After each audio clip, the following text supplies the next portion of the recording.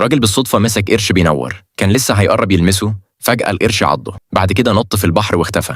لما الراجل فاق اتفاجئ إنه بقى يقدر يشوف مشاهد من قاع البحر، وكمان اكتشف إنه يقدر يتحكم في القرش بعقله. بالنسخة دي من القرش بقى يقدر يمسك أي حاجة في البحر براحته، فأمر القرش إنه يمسك تونة. في اللحظة اللي بعدها التونة طارت ووقعت على الشط، الراجل حضنها بفرحة، السمكة دي لوحدها كانت كفيلة تكسبه فلوس حلوة. بعد كده الراجل راح سوق السمك، الصيادين التانيين سخروا منه وقالوا أكيد دي سمكة ميتة لاقيها على الشط.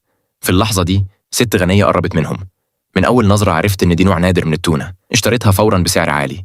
الراجل استلم الفلوس وهو مبسوط. بعدها الست الغنية طلعت كارت شخصي وقالت إنها هتعمل وليمة خلال كام يوم، ولو الراجل قدر يوفر لها صيد تاني هتشتريه بأسعار أعلى من السوق. بعد ما سمع الكلام ده الراجل خلى القرش المزدوج يصطاد في البحر وهو قاعد مستمتع بحياته على الشط. في أقل من دقيقة القرش مسك سمكة قاروص صفرا كبيرة. بالليل الراجل رجع البيت وطلب من أمه تطبخ السمكة.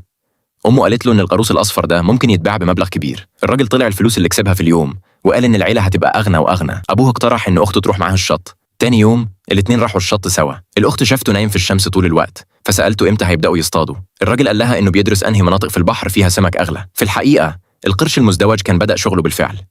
بعد شوية سمكة كبيرة طارت ووقعت على الشط. الراجل نادى بسرعة على أخته عشان تساعده يشيل السمكة. الأخت اتفاجئت جدا، ما كانتش متوقعة إنهم ما يعملوش حاجة والسمك يجي لحد الشط لوحده. بعد كده الراجل راح سوق التجارة تاني ولقي الست الغنية مستنياه، لكن لما شافت إن في الجردل سمكة قاروص صفرا واحدة بس، المساعد قال إن الست محتاجة على الأقل 10 سمكات. الراجل كلم أخته وبعد شوية وصلت عربية تروسيكل. المساعد اتصدم تماما من العربية المليانة مأكولات بحرية.